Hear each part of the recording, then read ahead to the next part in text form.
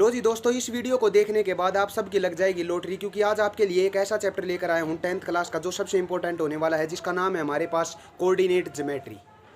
तो इस चैप्टर को देखने के बाद, इस वीडियो को देखने के बाद आप सबको ये पता लग जाएगा कि टर्म 1 में कैसे कैसे क्वेश्चन पूछे जाएंगे, इस चैप्टर में से कौन कौन से इसके कंसेप्ट हैं कोऑर्डिनेट ज्योमेट्री के, section formula, distance formula, area of triangle का फार्मूला और कौन कौन सा सिलेबस रिड्यूस्ड हुआ है, वो सारी बातें बताऊंगा इस वीडियो में। तो स्वागत है आप सभी का आपके अपने channel mathematics by Mohit Sharma में। और इस वीडियो को देखने के बाद आप सबको ये भी पता चलेगा कि ये ऑर्डिनेट और एब्सिसा का मतलब क्या होता है, एक्स कोऑर्डिनेट होता है, वाई कोऑर्डिनेट होता है। इनके ऊपर टर्म 1 में बहुत एमसीक्यूज आपके बनने वाले हैं।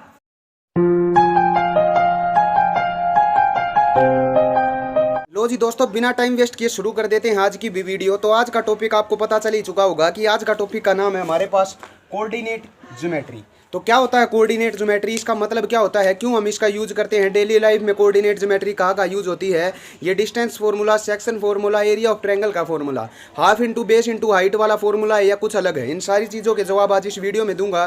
तो शुरू करते हैं सबसे पहले इसके नाम से कि इस कोऑर्डिनेट ज्योमेट्री का मैटर क्या होता है, ये कोऑर्डिनेट ज्योमेट्री असल में होती क्या है, क्या पंगा होता है हमारा कोऑर्डिनेट ज्योमेट्री का। तो हम सबको अब की बार हमने जो ये सीरीज शुरू कर रखी है उसने हमने ये प्रयास किया है कि अब की बार टर्म 1 के लिए बच्चों की तगड़ी तैयारी हम करवाएंगे। तो अगर चैनल को सब्सक्राइब ना किया हो, तो वीडियो को लाइक ना किया हो, तो अभी तक तो वीडियो को लाइक करें, चैनल को सब्सक्राइब करें और इस सीजन को हमारे पास शेयर करें, इस वीडियो को जितना हो सके। तो शुरू करते हैं कोऑर्डिनेट ज्योमेट्री। तो कोऑर्डिनेट ज्योमेट्री का क्या मतलब होता है हमारे पास, देखो हमारे पास दो नाम है, एक तो सबसे पहला नाम है हमारे पास कोऑर्डिनेट और दूसरा नाम है हमारे पास ज्योमेट्री।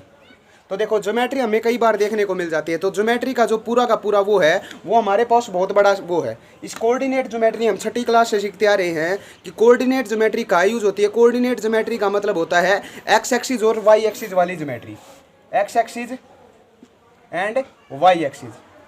जिस ज्योमेट्री में हमारे पास एक्स एक्सिस और वाई एक्सिस देखने को मिलती हैं, देखो हमारे पास 10th क्लास तक क्या होता है, एक्स वाई कोऑर्डिनेट आते हैं।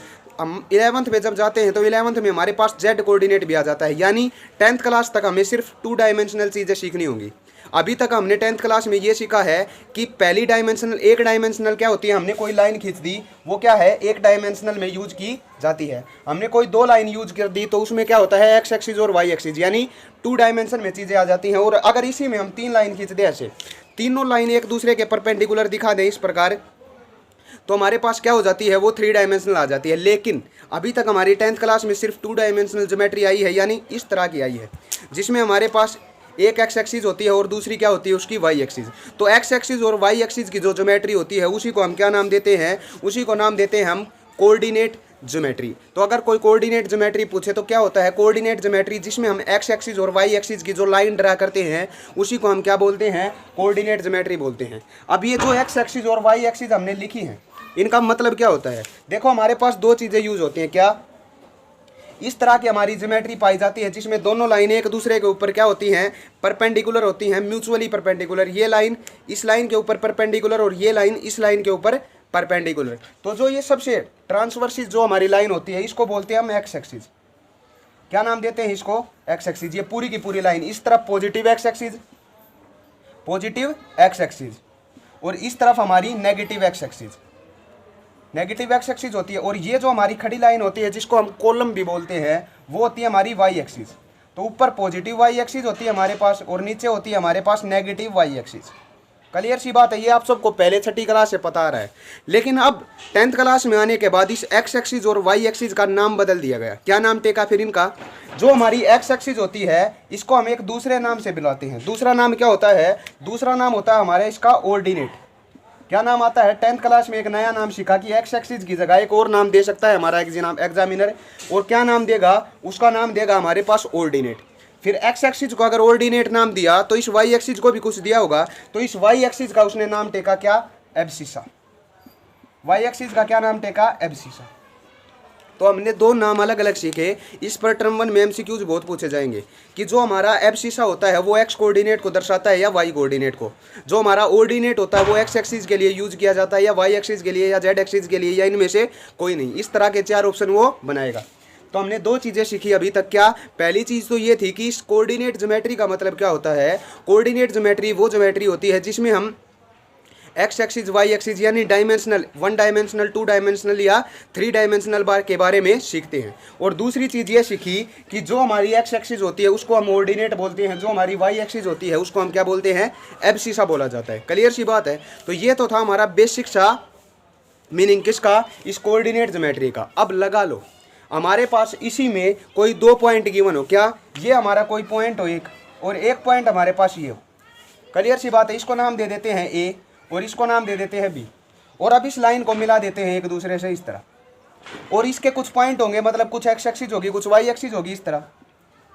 तो इसके पॉइंट मान लिया हमने क्या है, x1 और y1 है, और जो दूसरी है इसके हमने पॉइंट मान लिए क्या, x2 और y2 है। क्लियर सी बात है, x2 और y2। अगर जो हमारी पहली एक्सरसाइज है उसका पहला ही क्वेश्चन क्या है हमारे पास, अगर इन दोनों पॉइंटों का यानी ए और बी का, ए बी का हमारे पास क्या पूछे, डिस्टेंस पूछे, आपसे पूछ सकता है कि जो हमारी लाइन बनी कौन सी, ए बी लाइन बनी, उस लाइन ए बी का हमारे पास डिस्टेंस बताओ क्या होगा। तो इसका डिस्टेंस निकालने के लिए एक पहली एक्सरसाइज में एक फॉर्मूला दिया हमारे मैथ ने, और उस फॉर्मूले का नाम था हमारे पास क्या, डिस्टेंस फॉर्मूला। क्या नाम दिया, डिस्टेंस फॉर्मूला। तो अगर आपसे कोई पूछे, ये क्वेश्चन भी एग्जाम में आएगा, बिल्कुल कंफर्म आएगा, टर्म 1 के एग्जाम में एक एमसीक्यू जरूर पूछा जाएगा कि ये बताओ कि डिस्टेंस फॉर्मूला क्या होता है। तो जब हमारे पास 2 पॉइंट गिवन हो और उन दोनों पॉइंटों के हमारे पास कोऑर्डिनेट गिवन हो, इनको क्या बोलते हैं, कोऑर्डिनेट। ये एक्स एक्सिस का कोऑर्डिनेट होता है, ये वाई एक्सिस का, यानी ये एक्स एक्सिस का डिस्टेंस कितना है, x1 है, और ये वाई एक्सिस का डिस्टेंस कितना है, ये y1 है। इसी तरह ये क्या है, y1, और ये क्या है, x1, सॉरी ये y2, ये x2। तो डिस्टेंस फॉर्मूला होता है हमारे पास किन्हीं 2 पॉइंटों को निकालने का। जो फॉर्मूला होता है वो क्या होता है कि x2 में से x1 घटा दो और उसका कर दो स्क्वायर, प्लस y2 में से y1 घटा दो और उसका कर दो स्क्वायर, और इस पूरे का कर दो रूट। तो हमारे पास डिस्टेंस फॉर्मूला निकल कर आया, क्या आया, पहला फॉर्मूला इस चैप्टर का कि x2 माइनस x1 का whole square plus y2 minus y1 का होल स्क्वायर, इस कंप्लीट का अंडर रूट। ये क्या होता है, हमारा डिस्टेंस फॉर्मूला होता है। किस तरह क्वेश्चन पूछेगा, वो ये पूछे कि हमारे पास कोई ए पॉइंट गिवन है जिसके कोऑर्डिनेट है 3 और 0, और कोई बी पॉइंट गिवन है जिसके कोऑर्डिनेट है हमारे पास 0 और 4, और आपसे ये पूछे कि इस ए बी का डिस्टेंस बताओ कि डिस्टेंस ऑफ ए बी कितना होगा हमारे पास। तो क्या करेंगे, वही फॉर्मूला है हमारे पास, तो क्या कि x2 माइनस x1 का स्क्वायर। अब देखो ये पहला जो पॉइंट होता है उसको नाम देते हैं x1, ये y1, ये x2 और ये y2। तो x2 माइनस x1 यानी 0 माइनस 3, 0 माइनस 3 और उसका whole square, plus y2 minus y1 यानी 4 माइनस 0 और उसका होल स्क्वायर। अब देखो अंडर द रूट, 0 में से 3 जाएगा, माइनस का 3 बचा, और माइनस 3 का स्क्वायर, हमें पता है माइनस 3 का स्क्वायर क्या होता है, 9, प्लस 4 में से 0 गया, 4 का स्क्वायर क्या होता है, 16 यानी 16, और 16 और 9 को ऐड किया तो हमारे पास 25 आया। तो 25 को हम क्या लिख सकते हैं, जब बाहर आएगा तो ये 5 बचेगा, तो हमारे पास ए बी का जो डिस्टेंस आया वो क्या आया, 5 यूनिट। इस यूनिट्स को ज़रूर लगाते हैं हम, क्यों, क्योंकि हमारे पास डिस्टेंस की यूनिट होती है मीटर, लेकिन जब पॉइंट दिए हों तो उनकी कोई यूनिट नहीं होती, मीटर सेकंड कुछ सेंटीमीटर कुछ नहीं होता। लेकिन इसके पीछे हम ये क्या नाम दे देते हैं, यूनिट्स नाम दे देते हैं कि इसकी कुछ भी यूनिट हमारे पास हो सकती है। तो पहली चीज़ सीख ली हमारे पास, जो पहली एक्सरसाइज का काम है वो हमने कर दिया है, यानी इसके क्वेश्चन भी आपको डिस्कस कराएंगे। लेकिन सबसे पहले बेसिक सीख लिया है कि डिस्टेंस फॉर्मूला क्या होता है, x2 माइनस x1 का whole square plus y2 minus y1 का whole square under the root. अब चलते हैं इसके सेकंड पार्ट की तरफ कि सेकंड पार्ट हमारे पास क्या होता है। फिर डिस्टेंस तो हम इस प्रकार निकाल सकते हैं 2 पॉइंटों का। अब देखते हैं कि इससे नई चीज़ हमारे पास क्या होती है।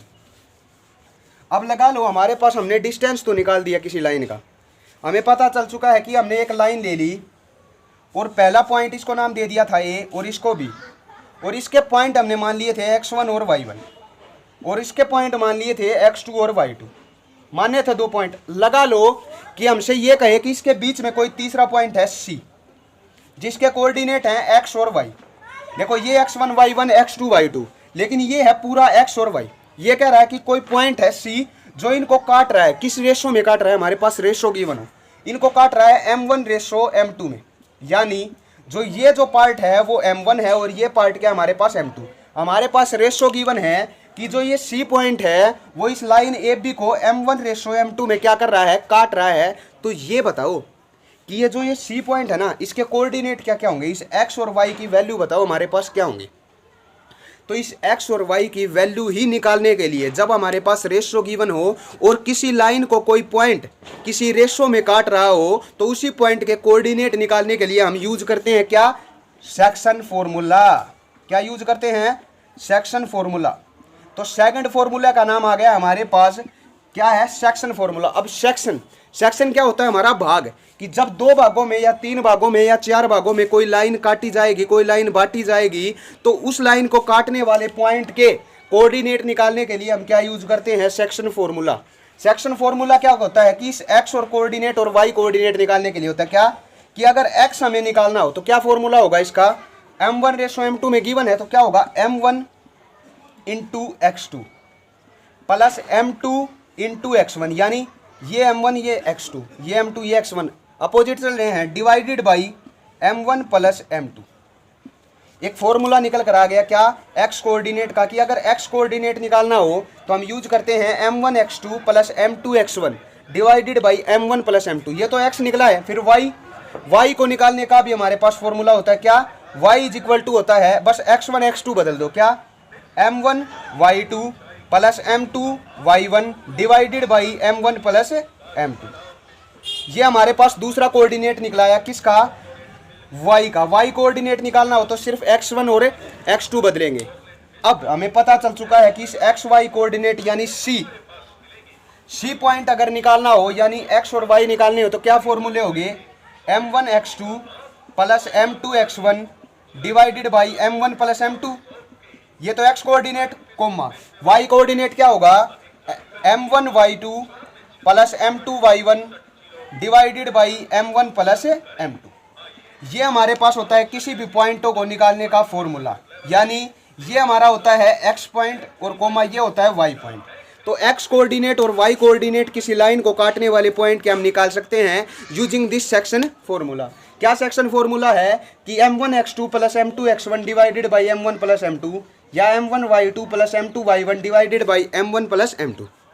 हमारे पास हर चीज़ गिवन होगी, ये x1 y1 गिवन होगा, x2 y2 गिवन होगा और m1:m2 की वैल्यू गिवन होगी। अब मैं आपको एक एग्जांपल के माध्यम से सिखाता हूं कि सेक्शन फॉर्मूले का हम यूज कैसे कर सकते हैं।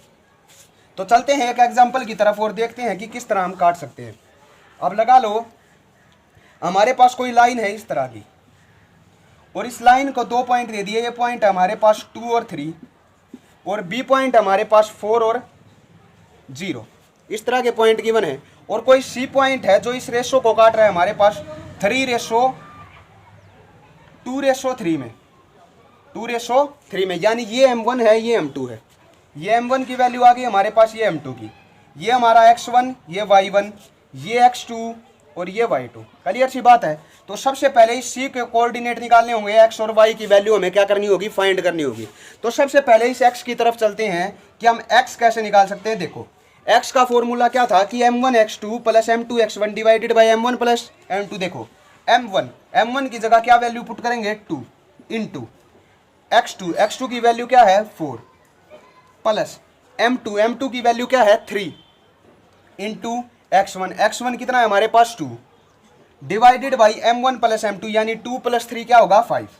अब देखो 4 2 जा 8 प्लस 3 2 जा 6 डिवाइडेड बाई 5, कितना आया हमारे पास 8 और 6 14 डिवाइडेड बाई 5।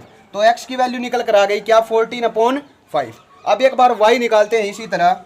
y क्या होगा, देखो फॉर्मूला m1 y2, यानी m1 की जगह 2 इंटू y2 की वैल्यू क्या है 0 प्लस m2 कितना है 3 इंटू y1 की वैल्यू है 3 डिवाइडेड बाई m1 + m2, यानी 2 + 3 5।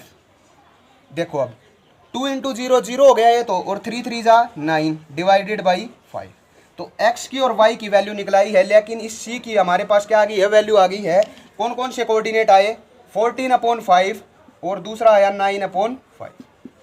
तो ये होता है हमारा सेक्शन फॉर्मूला जब किसी लाइन को कोई थर्ड पॉइंट इनके बीच में काट रहा है। इसको नाम देते हैं हम इंटीरियर पॉइंट। अब ये एक्सटीरियर पॉइंट, अगर ये पॉइंट किसी बाहर जगह काटे तो उसके लिए एक नया फॉर्मूला होता है जो हमारी अगली क्लास आएगी 11th, उसमें आपको अच्छी तरह सिखाऊंगा।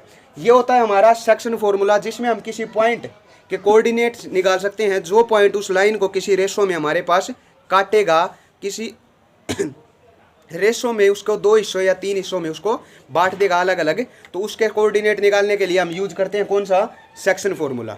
अब चलते हैं इसके लास्ट पार्ट की तरफ, यानी एरिया ऑफ ट्रायंगल की तरफ। अगर किसी कोई 3 पॉइंट गिवन हो और वो तीनों पॉइंट हमारे किसी ट्रायंगल के कोऑर्डिनेट को दर्शा रहे हो, तो उस ट्रायंगल का हम एरिया किस प्रकार निकाल सकते हैं।